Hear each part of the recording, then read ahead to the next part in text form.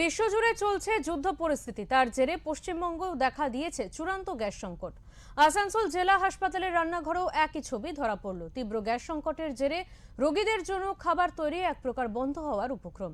এরকম পরিস্থিতি থাকলে 1-2 দিনের মধ্যে ক্যান্টিন বন্ধ করে দিতে বাধ্য হবেন বলেই আশঙ্কিত ক্যান্টিন কর্মীরা। বিশ্বজুড়ে চলছে যুদ্ধ পরিস্থিতি। ইরান ইসরায়েল যুদ্ধ আবহে কার্যত পরোক্ষভাবে ভুক্তভোগী গোটা বিশ্ব।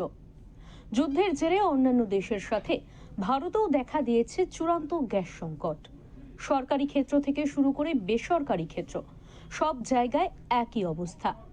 সাধারণ মানুষের রান্নার ঘর থেকে শুরু করে হোটেল রেস্তোরাঁ সব জায়গাতেই এখন গ্যাস নিয়ে লেগে গিয়েছে হাহাকার। এই পরিস্থিতি থেকে বাদ যাচ্ছে না হাসপাতালগুলিও।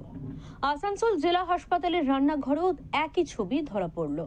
তীব্র গ্যাস সংকটের জেরে রোগীদের জন্য খাবার তৈরি এক প্রকার বন্ধ হওয়ার উপক্রম।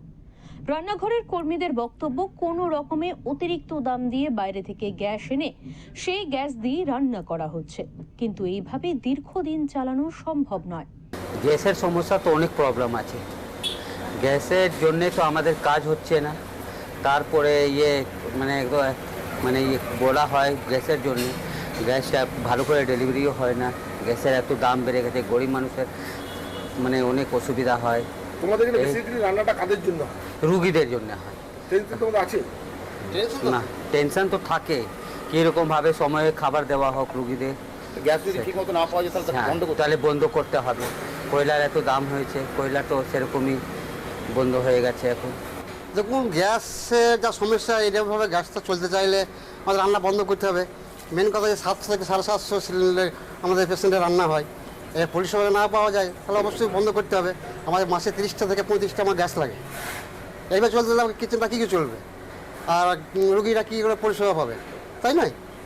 এইটা আমার বক্তব্য। মানে আশঙ্কা আছে বন্ধ হওয়া? এখন আছে, এবার কয়লা লাস্টে পর্যন্ত আমরা কয়লা পাবো না কাঠ পাবো সেটা তো সমস্যা না।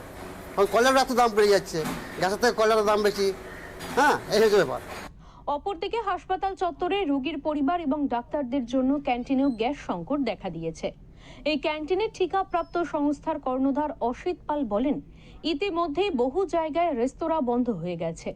প্রত্যেক সিলিন্ডার 3000 টাকার বেশি দামে কিনতে হচ্ছে। এইরকম পরিস্থিতি থাকলে 1-2 দিনের মধ্যে ক্যান্টিন বন্ধ করে দিতে বাধ্য হবেন। গ্যাস যদি না পাওয়া যায়, আমাদের তো হাতে কিছু নেই। আর এখানে তো কয়লা বা অন্য কিছু ইউজ করার মতো আমাদের ব্যবস্থাও নেই। গ্যাস না পাওয়া গেলেও তো সেটা স্বাভাবিকভাবে বন্ধ হয়ে যাবে। আমরা কীভাবে কোথা থেকে জোগাড় করতে পারবো? এখনই অলরেডি 1500 টাকা 1800 টাকা সিলিন্ডার 3-এর উপর চাইছে, 3000-এর উপর চাইছে। কবে স্বাভাবিক হবে এই পরিস্থিতি, সেই দিকেই তাকিয়ে রয়েছে দেশবাসী। স্বাভাবিকভাবে এমন পরিস্থিতি চলতে থাকলে রান্নাঘরের তালা ঝুলতে আর বেশি দিন বাকি থাকবে না। আসানসোল থেকে জয়ন্ত সাহার রিপোর্ট, ওঙ্কার বাংলা।